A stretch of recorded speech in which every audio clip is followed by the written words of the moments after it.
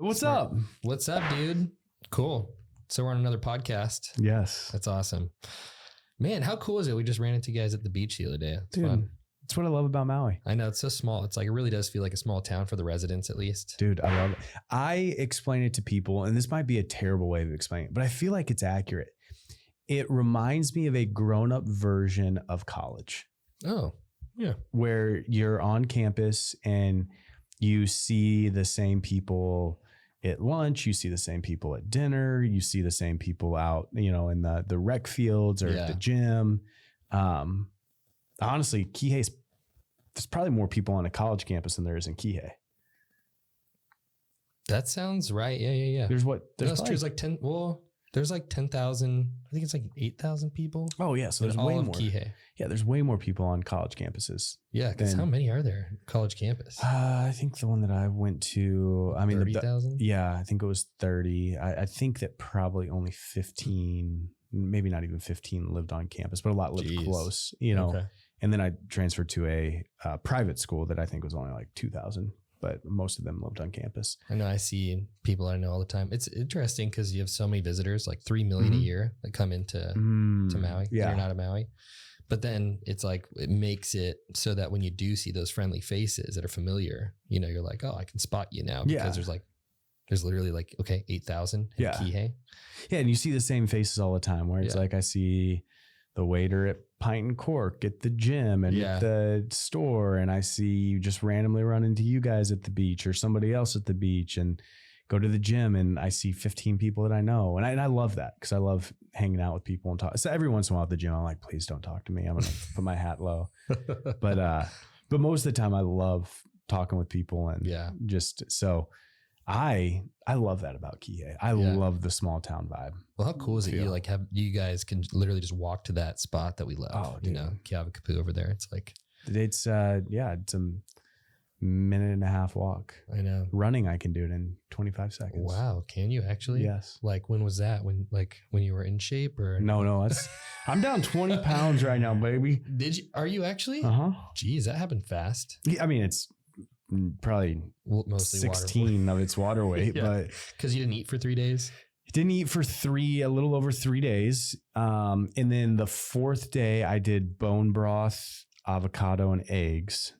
So for 4 days, I probably had 600 calories total. And then the fifth day I ate quite a bit more, but it was steak and vegetables and eggs. That's nice. Yeah. So I've not put a carb in my body. That's not true. I've put I think there's like 3 carbs in this green, plant smoothie thing that I drink.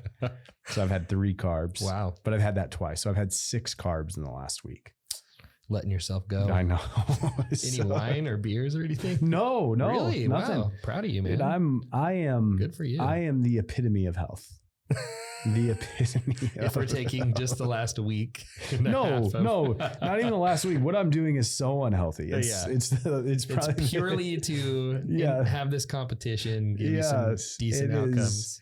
It is so unhealthy. I am starving myself. I am not eating healthy because I think the keto diet or carnivore diet is so unhealthy. The carnivore diet, you think? I think so. You don't think so? No, I don't think so. I mean, like true carnivore, like you look at, what's his name? Paul Saladino. He's jacked. Yeah. But the way he talks about it, he talks about fruits, so it's not. Okay. You can have fruits. I thought that like a pure carnivore diet was literally just meat. Yeah. So I think some of that isn't really backed by science because, if we're talking carnivore, it's about people that ate carnivore, but also a lot of those people back then were eating fruits and, and really what he's against is foods that have like phytonutrients that cause our body to fight against the breakdown. Yeah. So like spinach has phytonutrients, rice, things like that.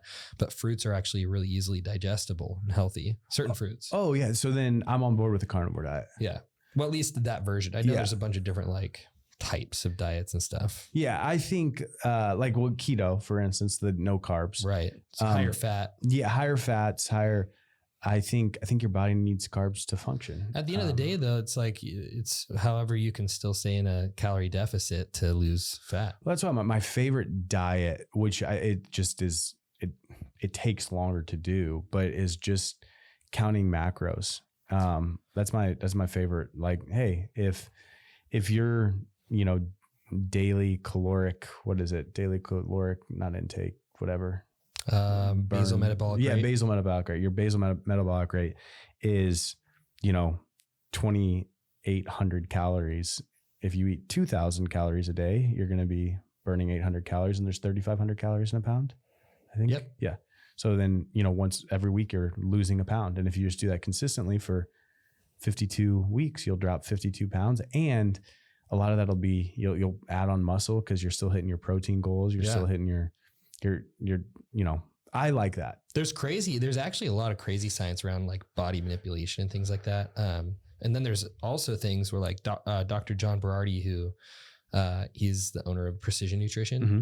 And he wrote a textbook for ISSA's for their nutrition certification program as well. He wrote the textbook for it, co-authored it. And he's done a bunch of studies too around every calorie isn't just the same as another calorie. Like, for instance, olive oil would be the same amount of calories as a certain amount of olives, but your body absorbs 99% of the calories from olive oil versus your body absorbs about 60% of the calories from the same amount of calories in olives because of the breakdown. Yeah. And, it's like when you have something that's pre-broken down and processed, your body's going to absorb more, and it's very interesting. So like, well, that's why like, I was reading pickles are like -2 calories. So if you just eat pickles, if you fuck up your diet and just pound a bunch of pickles, because they're it takes your body energy to break those down in your stomach. You love pickles. I love a good pickle, man. Good pickle. Dude, good pickle. And then I'll even drink a little of the pickle juice, and it's got great electrolytes in it, some salt water, some vinegar. That's why you can actually have a pickleback, not to be confused with Nickelback, but a pickleback is where you chase a shot of liquor with pickle juice. Oh, you ever heard about that? I have not, but I've had a pickle shot before. So Ian and I, we were grabbing drinks over at Pint and Cork, and this girl sat down, already hammered, and she ordered like 2 picklebacks, like right next to us, and I was like, a pickleback? She's like, yeah. And Ian's like, what's a pickleback? And I was like, oh, it's where you take a shot and then you chase it with pickle juice. And he's like, is that good? I was like, it makes it go down fast. It does, yeah. And I think that's what this lady wants. She's trying to get there. So good for her, I guess. But dude, we just had an awesome, the REI Summit was pretty fun. There's a blast. You got to speak. Yeah. Which was really good. Yeah. I mean, that was the only one I actually stayed and listened to because I was chatting with people the whole time, but it was really good. And then you also got to do a little sermon action. Yeah, that was fun. How'd that feel? Dude, dusted off the cobwebs. That was good. First time I've done it in 4 years. Yeah. It was good. I had a blast doing it. Yeah. I'm not going to say it ruined the weekend for me, but that's more of a burden, like talking about real estate's easy. But when you're like presenting the gospel and to people that don't even maybe know Jesus, all of them. Exactly. Yeah. And then also on top of it, like it's not like, hey, I'm preaching at a church that I've been at for the last 4 years and I've grown a ton of trust with these people and they understand my heart behind it. Because there's so many different, like in that audience, there's so many different religions, but not only that, I think the bigger thing was there's so many different denominations. Yeah. Too. And so there's, Protestant, Catholic. Yeah. Like you weren't there. This was funny. I was sleeping. Yeah. Thanks for being there, man. Thanks for showing up and supporting me. You weren't even praying or anything. You could have said I was praying. I was soaking. Yes.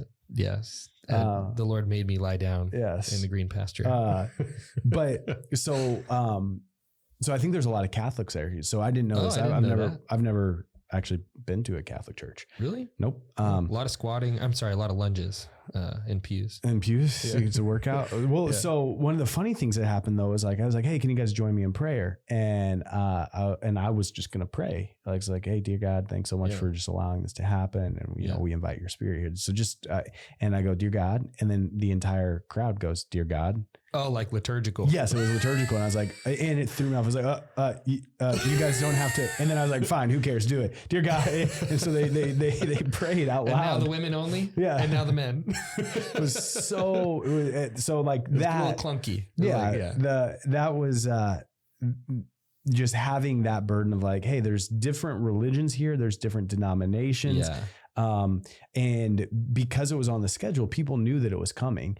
And I had two people come up to me, that were, you know, I'm sure they had a really great heart behind it, but they were like, you need to bring the word, make sure that, you know, people, you know, communicate the gospel. Like this was after you spoke? No, beforehand. Before you spoke. Where it was like, you know, hellfire and brimstone type message. Like you got, you know, this is your chance to like, to get them all, you know? And so, and for me, I'm like, I'm not going to do that. Like, obviously I'm going to present the gospel, but I'm not going to be like, if you aren't saved, you're going to hell. And you know, this is the only, you know, I was like, that's not. There are so many people Jesus never mentioned heaven or hell to when he loved them and ministered to them. Yes.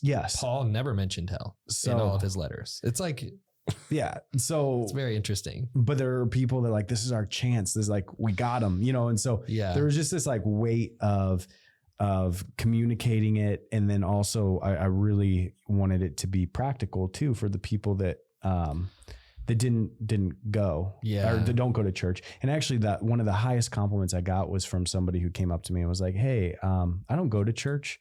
But he's like, if there were sermons like that every Sunday, I would go. And I was like, that's kind of what I wanted for that audience, where it was like, cause I don't think that obviously I did present the gospel, but I think that your relationship with Christ there's a sanctification process to it, and it's a ongoing relationship. And so like, I think my biggest goal was like, hey, get people, obviously present the gospel, but also just get people accepting of going back to church and getting into a good church home and having conversations, because I think that's where people develop a relationship with Christ. It's like, about seeds planted and God waters, and you know, you can't force and create a weird outcome based agenda in moments like that. You have to go, what's God having me say in a moment like this? Like what's the little part I have to play in someone's life or journey? And because I've been to churches before where it's like,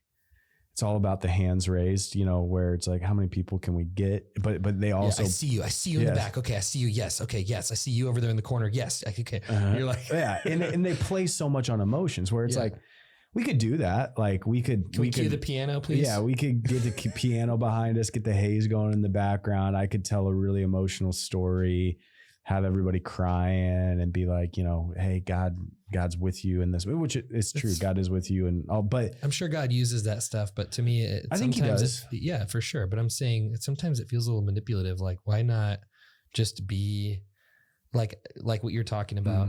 I think it's better to have a life displayed.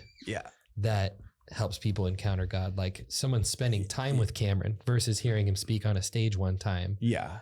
In this scenario, I think it would have been manipulative. Yeah. Like I think that if you're coming to a Christian conference and you have a sermon like that, then it's like, it's not, but I feel like in this moment, like I could have pulled out a sermon, you know, the sermons that always get people are around like depression and anxiety, or against like, you know, I could have pulled out some sort of against fear or something like that. Yeah.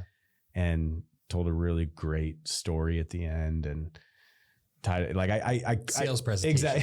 Exactly. That was selling the gospel. That was not it for this group. That's so it's still cool. Like that it happened. Yeah. It was a blast. I loved the people there. I felt like we met so many good people there. So fun. Well, and my favorite thing about real estate conferences, and also any sort of education that you do, is and I've told people this at the conference. I've told people this multiple times, but it's the law of averages, where it's like, hey, you might go to a real estate conference, and no matter what, it's going to be fun. And no matter what you're going to learn, same with an education, program or anything that you do, like you're going to learn from it. But you might not have that golden nugget that completely changes your business. Right. But say you go to 3 or 4 a year, then maybe there's one of those where you meet somebody that completely changes your business forever. Yeah. What I mean? Or say you do 5 programs, and let's say they're all $5,000 a piece, Yeah. So it's $25,000. That's a lot of money. But one of those programs, you learn something that you can do in your business. You meet somebody that can help you in your business. You figure out one key tactic or system that you can implement in your business that makes you hundreds of thousands of dollars. Yeah. Then all of them are worth it. Yeah. And so like that's how I look at every real estate conference, every educational, program that I do, where it's like, this might not be it, but over the course of my entire career, which right now it's only been 4 years, but we've spent hundreds and hundreds of thousands of dollars on education. But over the course of the next 30 years of my career, I'm probably going to spend well over, I'll spend in the millions on education. 100%. But I'll make tens of millions. And there will be ones where I'm like, I wouldn't do that again. But there will be ones where I was like, hey, I made this connection. Like the Maui Mastermind, for instance. Yeah. So that cost us, it was $6,000 a piece for me and Lexi. And that was just for the mastermind. We still had to pay for flights. We had to pay for food. We had to pay for lodging. And then Cade was only 4 or 5 months old at the time. So on top of all of that, you need to get help. We had to fly Lexi's, and he was still nursing. So we had to fly Lexi's mom out to watch him and get her hotel. And so we ended up spending over $20,000 on that week. And was sick to my stomach. So I'm like, am I going to get anything out of this? Yeah. But again, the law of averages, where it was like, we've done other things. I've gotten stuff out of it. This though, I met Brandon, met a ton of other incredible people that I've started businesses with. I've bought houses with. I've gotten a ton of, not notoriety, but a ton of like just different contacts and speaking engagements and everything from this. So I've made millions of dollars from that Maui Mastermind. Yeah. And it cost me $20,000, Totally. So, I mean, there's a mastermind I was a part of with Taylor. It was like, it's like pennies on the dollar, probably spent $10,000 on it, over the course of a year. And I think it brought probably like $200,000 to our business, just in deals that we had from that one thing. It's so easy. I feel like what people have to understand is that you can't put all of your eggs in one basket expecting it to solve all of your problems. Mm-hmm. It's going to solve some. It's going to provide value. But like you said, you have to be committed to always learning and joining things. It's like if your marriage is going through something, are you putting all of the weight on one session with a therapist to solve all of your relationship problems? Or is it like, no, you might get some keys, you might open some doors, might create some vulnerability. Maybe that's not even the person you meet with long-term. Maybe it's like, oh, I'm going to meet with another person because I got everything I needed in 3 sessions from that counselor. You move on to with somebody else. It's like, it's the journey of confronting the areas where you have deficits or things that you need to learn that are going to help you move across the gap to where you want to go with the outcomes you want. You have to be committed to lifelong learning and growth. It can't just be a one and done or put like, this has to save me from all my problems. That's Cause, and I think I've talked on here before, but when I first started, had 0 properties, had 0 experience. I signed up for a local mastermind in St. Louis. It was $1,000 a month. A lot of people in there were doing 10, 15, 20 deals a year. And so that was a huge step up for somebody doing 0 deals a month. So I joined that. Within about a year, I kind of outgrew that group. Yeah. But it was the exact place I was supposed to be for a year. Yep. And now I've, have joined other groups, and now I'm, in a group that everybody in there is doing, 100+ deals a year, and so, but like it's a growth stage, but I wouldn't be where I am at now without that first group. And I would never look back on that and be like, oh, that was stupid. That was the most incredible process for me in sequence in year 1. Yeah. It's a sequence. Exactly. Yeah, so totally. That's awesome. Well, I know today we talked about this in our last podcast, and I'd heard from this actually while we were at the summit. we were talking to a bunch of deal flow clients that is so cool getting to meet people that are in the program. Awesome. I know you guys listening to this, Michael, we had great conversations.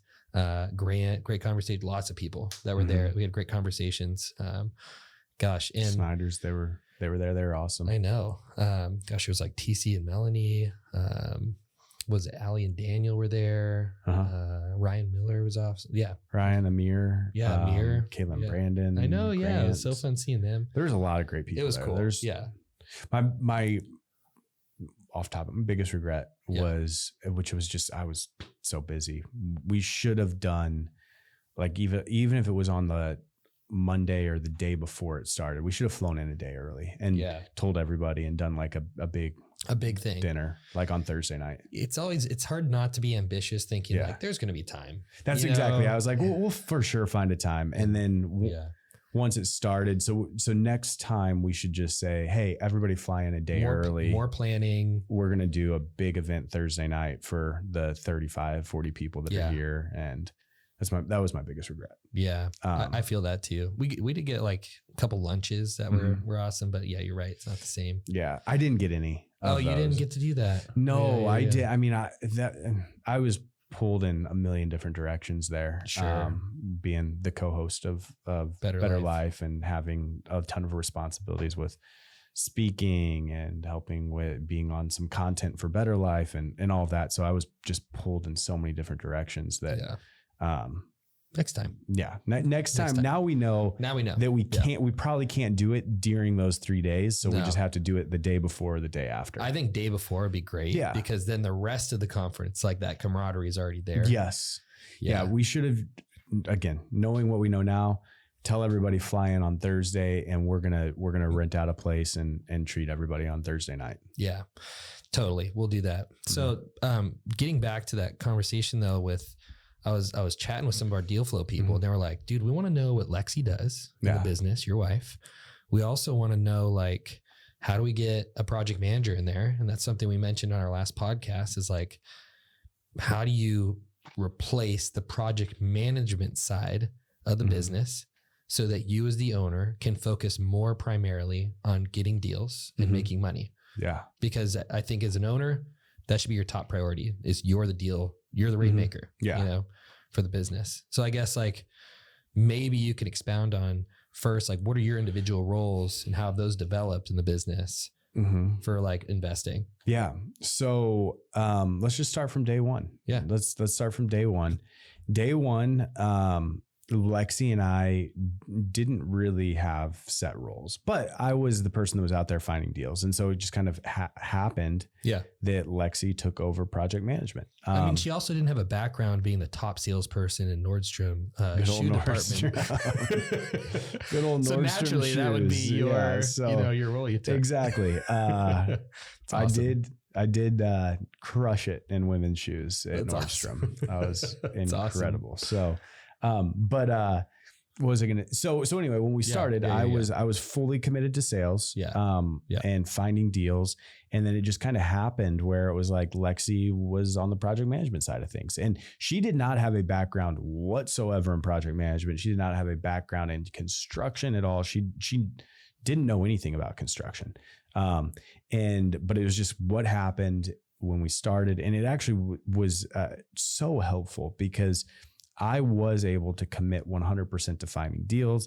She was able to commit 100% to rehabbing those deals. Is she more analytical, do you think, than you? No. She's more than me, but her and I, our discs are very similar. They are. Yeah, we're both IDs on the disc. Was that hard for her to like take on that role, or was it like were there any like geniuses that were different that would have made her like succeed better? Yeah, her tenacity is higher than mine. Okay.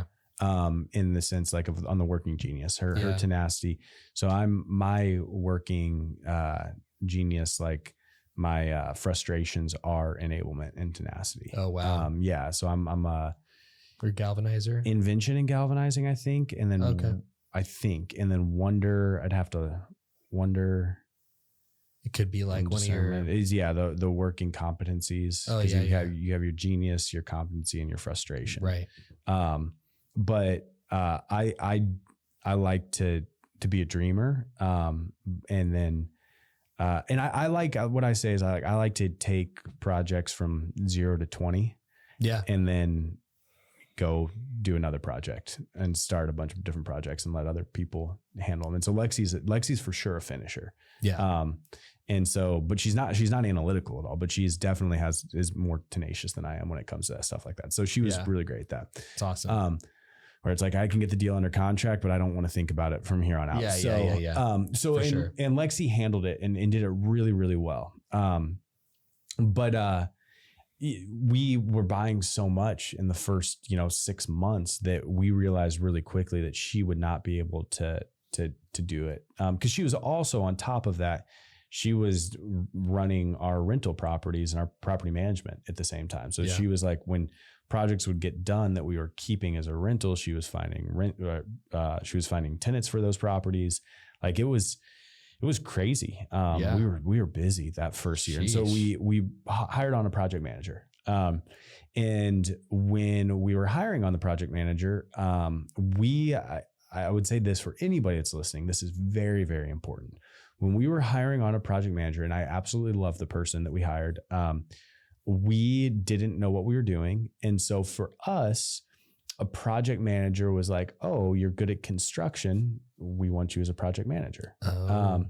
And so the first person that we hired, he could do everything, and he was a contractor. He was a union carpenter, and so we brought him on to be a project manager for us. And I think that even with like at the stage that we were in, he did exactly what we needed him to do. He would manage projects, and he would go, he would help swing the hammer at some projects. If there was like some things that he needed to do, he would whip out his tool belt. He would go work at a house, for if we need a project to get finished up, he would be the person over there working on it. The problem with that is a true project manager, in my opinion, is never swinging a hammer. They're managing. Manager. Yep. They're very detailed and they're very analytical, and they're keeping track of budgets and they're putting together budgets. Entire level. Yes. And so what we really were doing with our first project manager,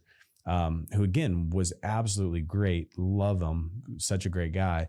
But he was, at that time, he was also pretty young. At that time, he was more of, we were just hiring on a full-time carpenter, or you can get a couple houses done, but you can't scale. You can't do 15 at one time with that. You can't do 15 at one time. And so, that we kind of phased out of that. And also I'll say this too. When we first hired on him, we weren't paying that well. So it wasn't, I think we were paying, I want to say $70,000 a year. $70,000 a year is what we're paying them. Okay. Yeah. So, which is not, in my opinion, is not well for the caliber of person that we were after. What would be more of like a, without giving away. Yeah. I don't want to say, let's say a ballpark range. I definitely think in the six figures for somebody that's at the level that we're at. I think so. That can range depending on the caliber of and experience. Yeah. Cause again, if you're doing 3 houses at a time and that person that's not super high capacity. And that person, if you pay $70,000 a year, and that person can allow you to do a couple more houses a year, but also help you cut down your budget by going to houses. And for instance, the guy that we had at first, we would have him do a cool accent wall, or we would have him build, he was really great at building handrails, cause that was a little bit more detailed that took a little bit of time. And we would sometimes in some of our houses, we'd do these really cool handrails and stuff, or he would, be able to put up backsplash or he could do anything. So he was able to take our budgets down as well by every once in a while we were like, hey, we're getting over budget. All right, I'll just go do it. To save us time and save us money, or not time, but save us money. So I think $70,000 a year was great for him because I think he paid for himself. And I think that's the big thing is for that first hire, what that allowed us to do was to get Lexi out of that role and her into a higher level role. And he was able to still, you know, come in and allow us to do more flips, and also cut down on our budgets on flips.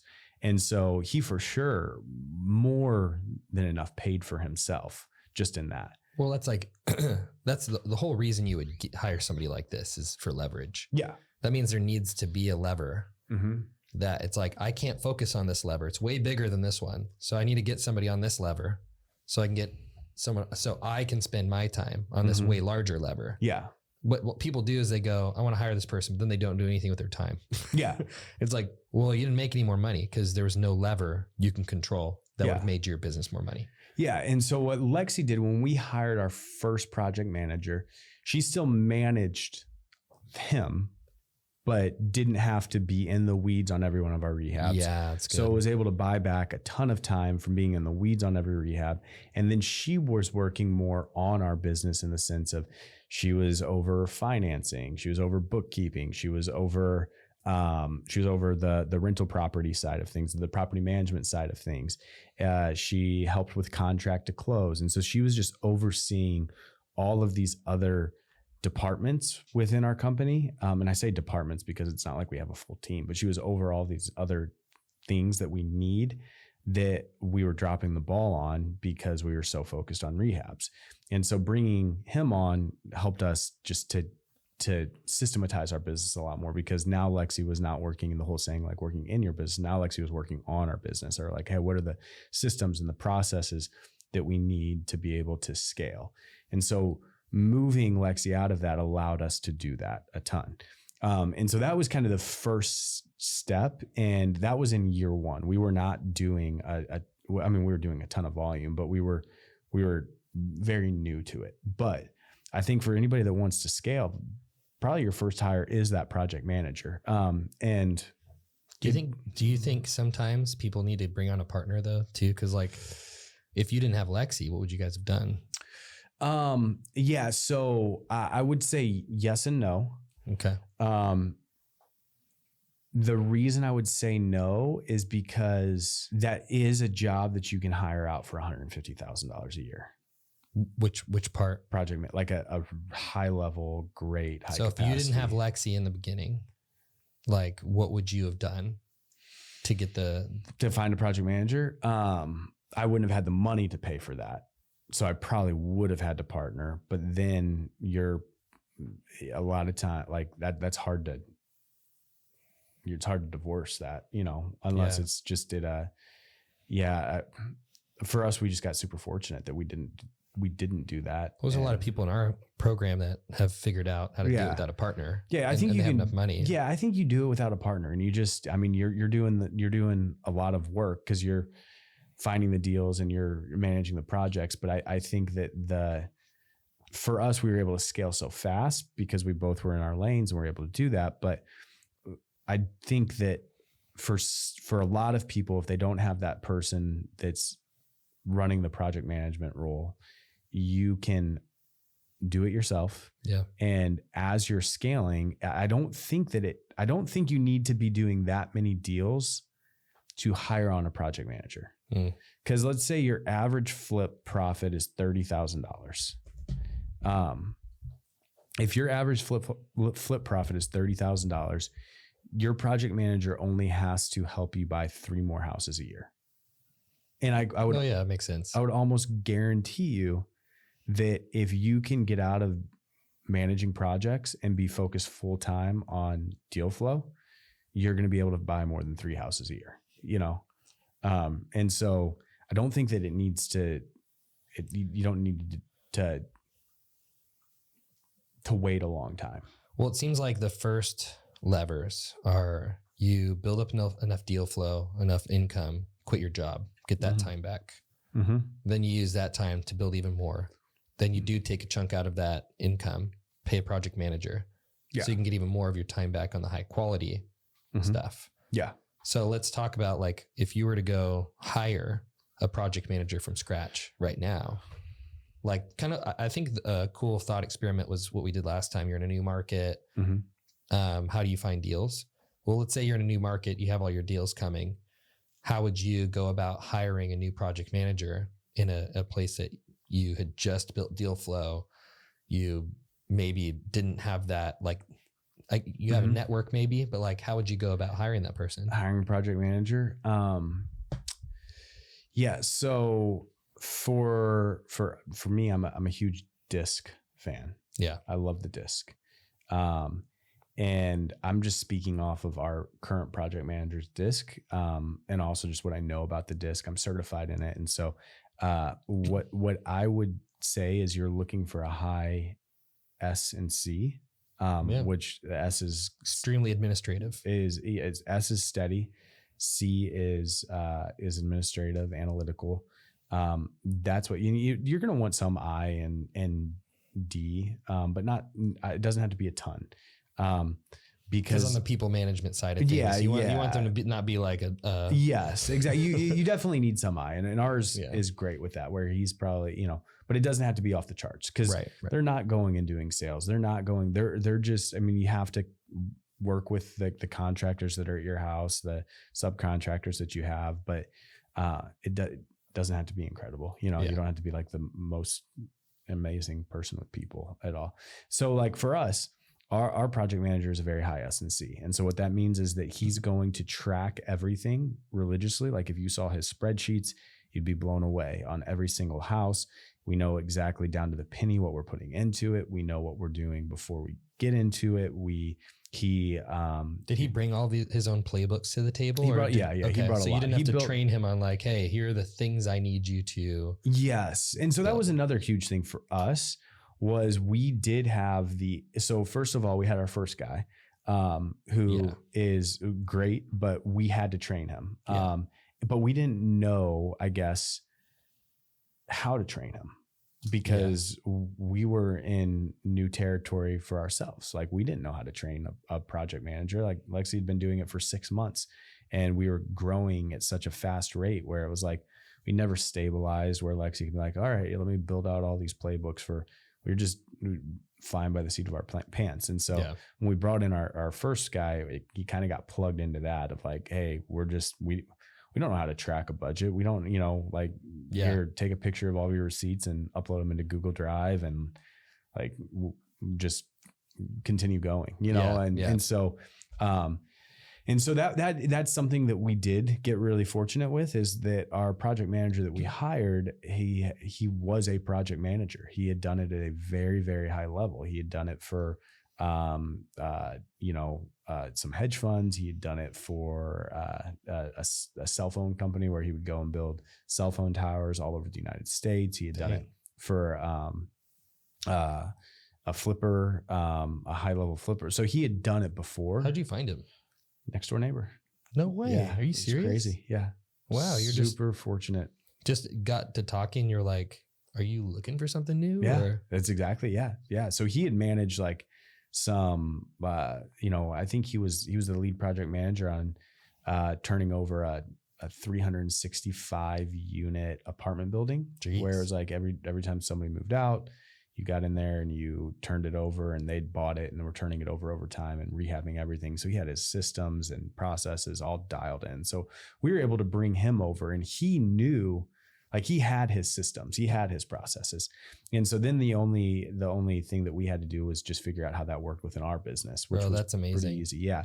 The one thing that I would say with him, and this is more speaking for somebody that's like me, that has somebody like him, he is honestly the most incredible guy that I know. He's absolutely amazing at what he does.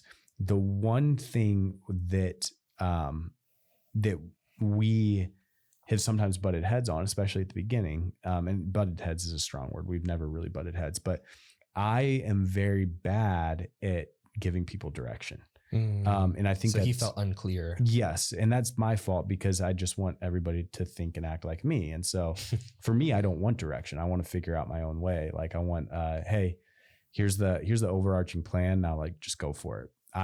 And so I felt that that's how I lead people, or sometimes that's my natural tendency is to lead people that way. Where you're high S&C, it's like, no, you tell me what you want, and and what you need from me, and be very clear about it. And I'm going to do it, and I'm going to do it perfectly. But I need clear expectations. Yeah. You know, and I there's that saying that I love, where it's like all resentment is just the result of unclear expectations. So when you aren't clear about what you need done, then all of a sudden he feels like I'm not doing a good job, because he just doesn't know what he's supposed to do. Right. And so when we can properly like relay those expectations to him, he's going to do it great. He's going to do it right every single time. Yeah. That's awesome though. But I feel like you learn that stuff over time. Just, you know, you just like, this game, you know, entrepreneurship in all forms, like you're in the real estate investing space.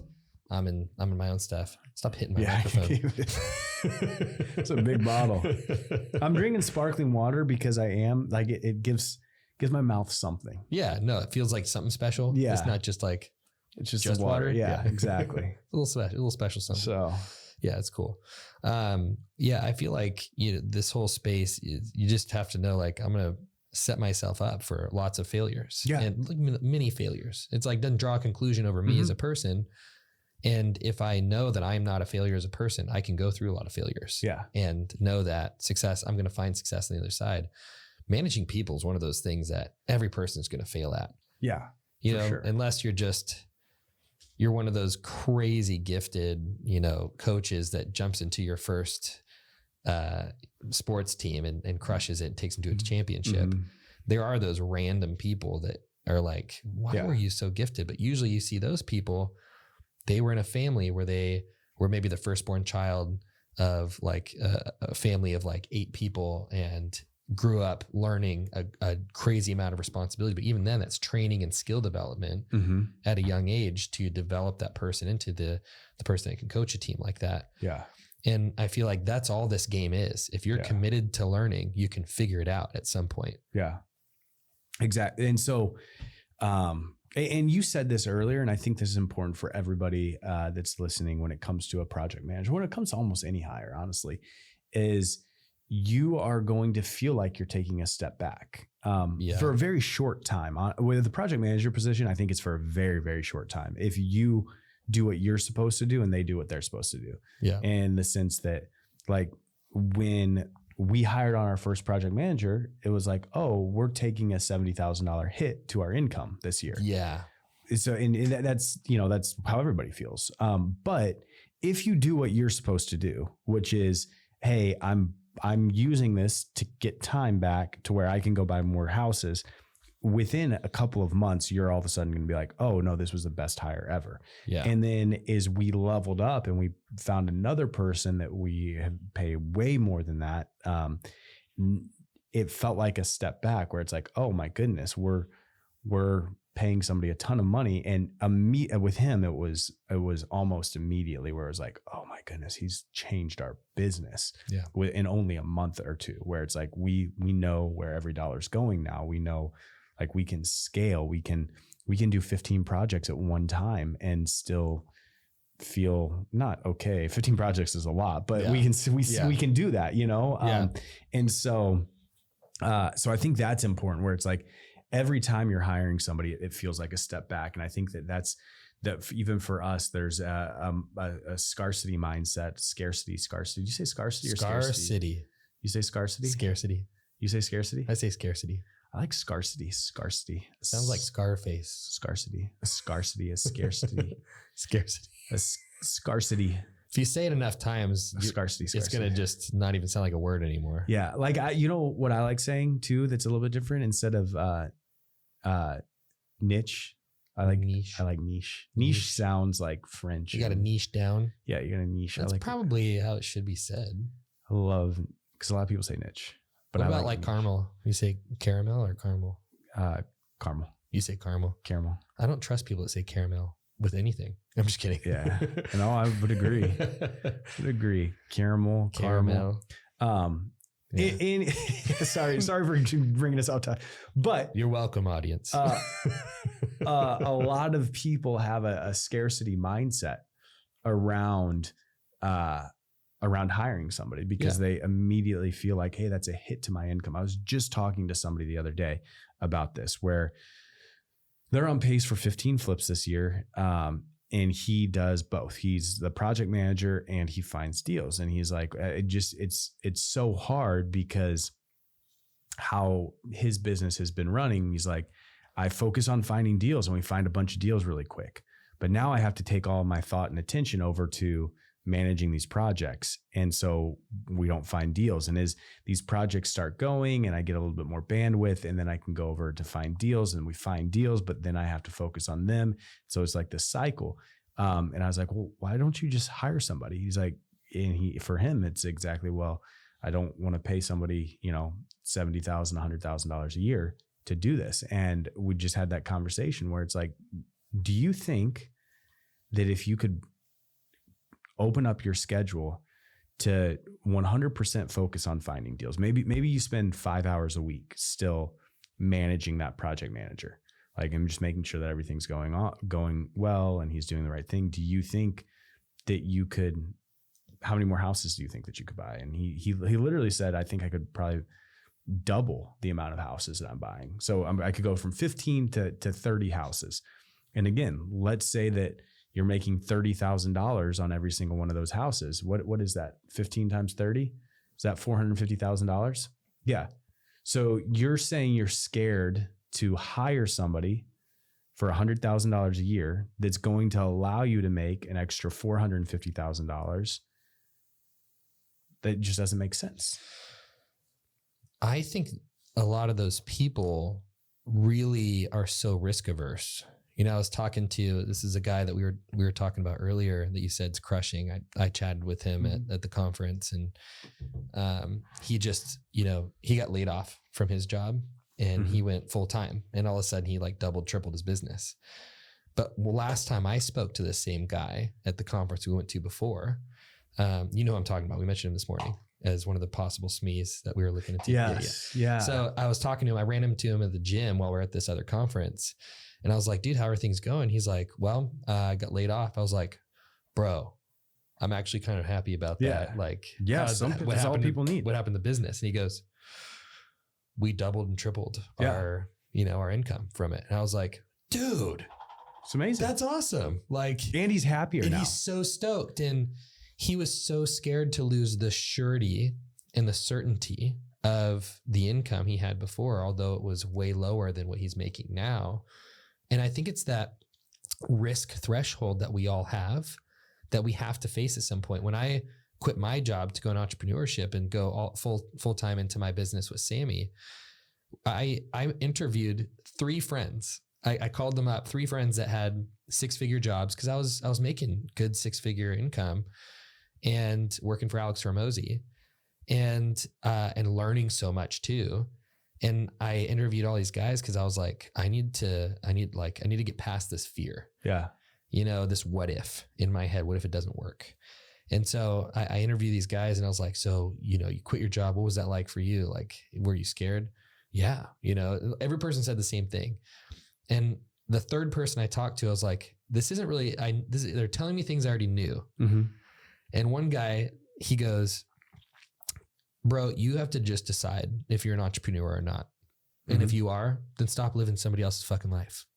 And I was like, whoa, I need to actually decide if I'm going to run a business and I'm going to be somebody that owns businesses.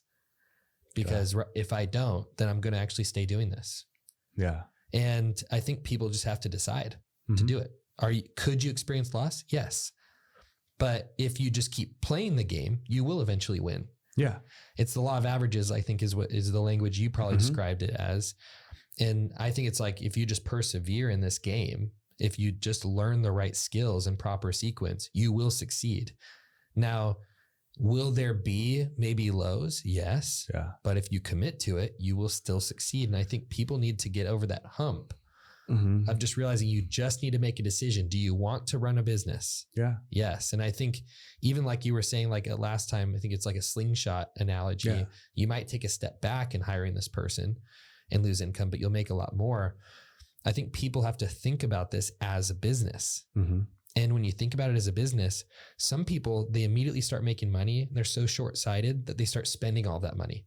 Mm-hmm. It's like, what if you didn't spend that money right away and you put it into a reserve so that you can invest into the next thing that's going to make you more income, which is, what is it? A project manager at this point. Mm-hmm. I don't know. Those are a few thoughts that I have scrambling in my head about all of this. No, I completely agree with everything that you said. Like there's, I mean, just when it comes to the scarcity mindset, one of the things that I think that a lot of people think through or are worried about is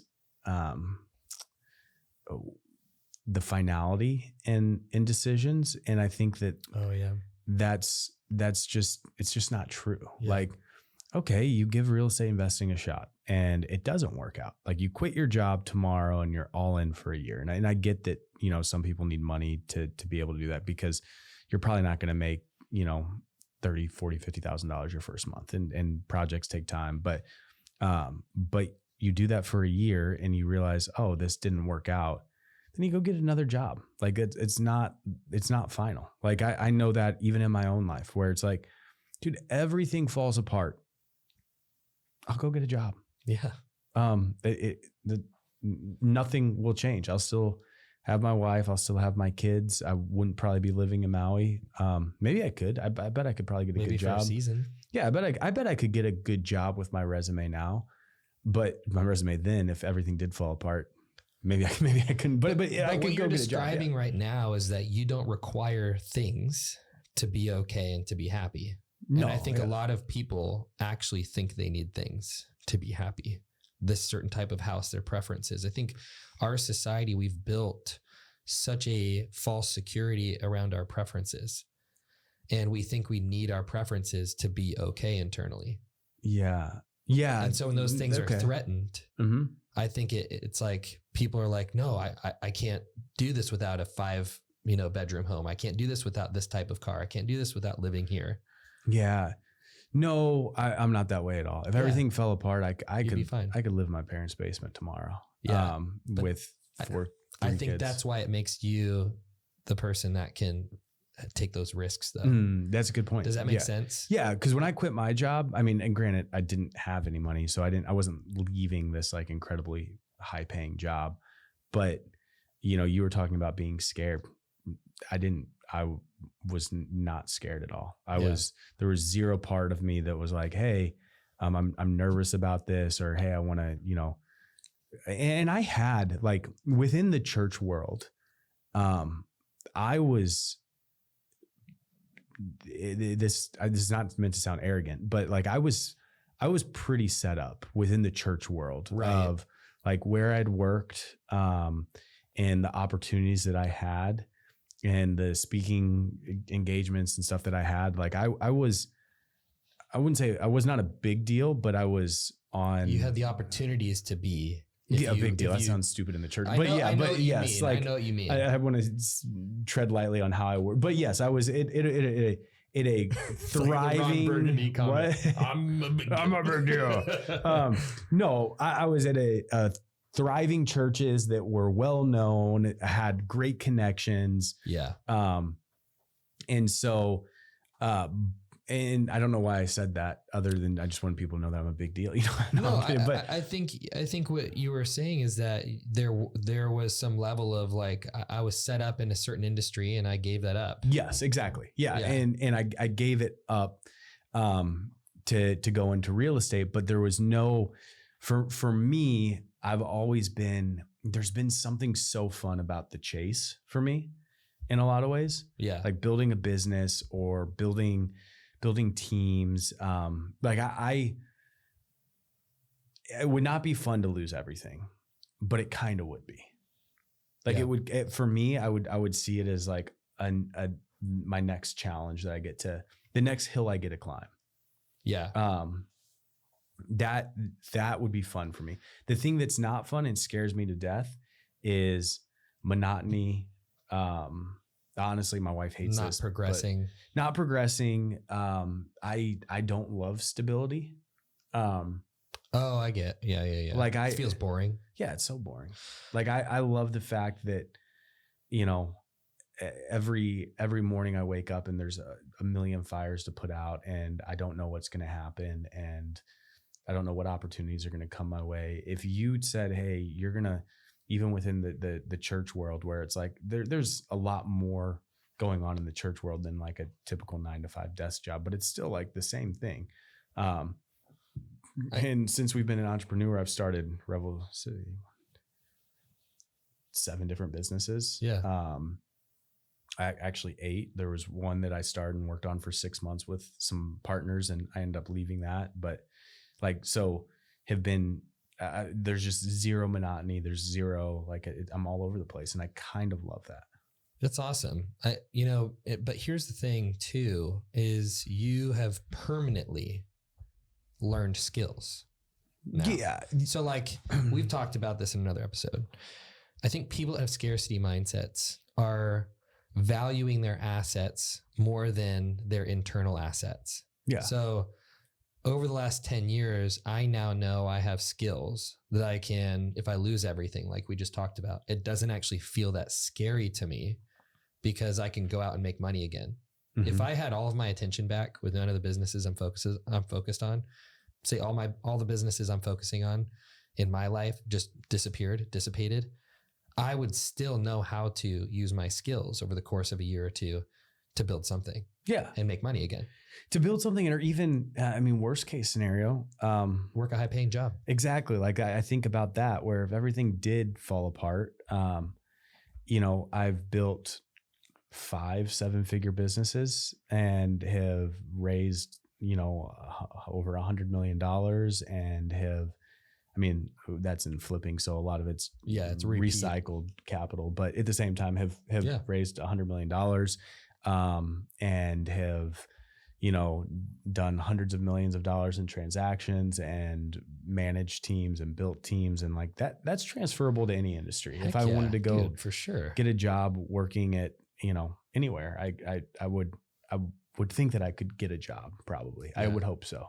Yeah. I'd have to shave my beard and cut the mullet. It'd be hard for you to not like bring the visionary part of you to the table and like be under somebody else's vision. Yeah. I wouldn't tell them this. I wouldn't be there for a long time. Yeah. Like I'd be, you wouldn't tell them. Yeah. I would be there to get back on my feet and make some money. And then I'd hopefully that future employer doesn't listen to this episode right here. Well, I would probably tell them up front, like, hey, I'm going to crush it for you for a year. Yes.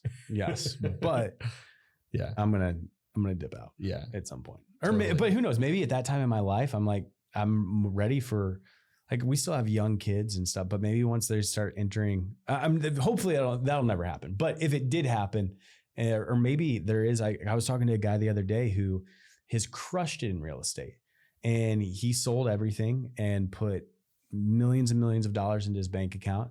And he's going out and he's looking for a job, a W-2 job. And he's like, yeah, my kids are in high school, and, they have to be at, the bus stop every day, and they have their practices afterwards. And he's like, I just want to work a job where I can work from 8 till 3. I don't have to take my life home with me. I can go to my kids' games. I can hang out with my family at night. I don't have to be thinking about work. I can wake up the next morning and do it again. Yeah. For the last 20 years, he's been all over the place, and he's loved that. And he's like, but I'm just at a season in my life where I don't want That's to. Not his main focus. Yeah. So he's like, I just want to really an easy job where I can go to work and come home, don't have to think about it. Well, it's interesting. Like, I have to share this because it's something that really impacted me last week. I had a hour-long phone call with like a father figure mentor. This is a guy whose book has sold over 30 million copies in the United States. Say the guy's name. Let me guess. Father figure mentor, 30 million copies, Christian book. Either Bob Goff or the Bethel guy. It's Paul Young. Paul Young. Oh, The Shack. He wrote The Shack. Young. Yeah. Yeah. So he wrote The Shack. Yes. And the Shack is an allegory that basically was him explaining to his kids. He wrote The Shack for his kids. He never wrote it to be published. It was a gift to his kids because he couldn't afford a Christmas present for his kids. So he wrote them a book so they could understand his process for how he healed for the previous 11 years after having an affair on their mother, on his wife, with her best friend.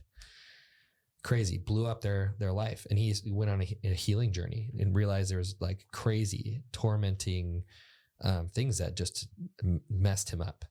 And he started healing from those things. And he said 10 years into that journey, he was in this terrible financial position. You know, he had made all these stupid decisions. So I was having this conversation with him because I'm navigating just influence, money. I'm like, there's certain things where I'm like, okay, money doesn't bring me joy and fulfillment necessarily. And I'm exploring things with him and just asking him really vulnerable questions. And as I'm asking him these different questions, he shares this story, but he basically said he was at this point where he had lost everything because he was at the point where he was about to lose everything. Terrible debts, in over his head, about to lose his house, everything that he owned.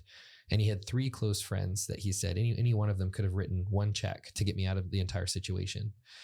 And he said, I was out on a walk with the Lord and was just asking God about this. And he's like, I heard God say, Paul, you will lie, cheat, and steal and do whatever it takes to make sure that you don't end at rock bottom, that your financial provision's taken care of. And he said, this is the last thing that I want to actually heal your heart in, but you won't let me. And so he felt so convicted. He called up all of his friends and he told them the situation that he was in financially. And he said, but I don't want you to do anything to rescue me from this. Do not write me a check. Do not pay me money. You'll be interfering with what God wants to do in my heart. Then they had to, he had his house taken away. It was sold at auction for pennies on the dollar. Creditors took his cars away, took all of his furniture, everything that they owned, took it away. And he was still in massive debt. They moved to a tiny house, 900 square feet in the mountains in the middle of nowhere. And he had 4 of his 6 children were still living at home with them. So they had 6 of them. So him and his wife and his 4 children that lived at home were under a 900 square foot home. He said he was working 3 jobs to pay off debts, and his wife took a job as a teacher to pay off debts. And he said she was coming home one day and she came and she walked in the door and it was like all of a sudden joy dropped in their home.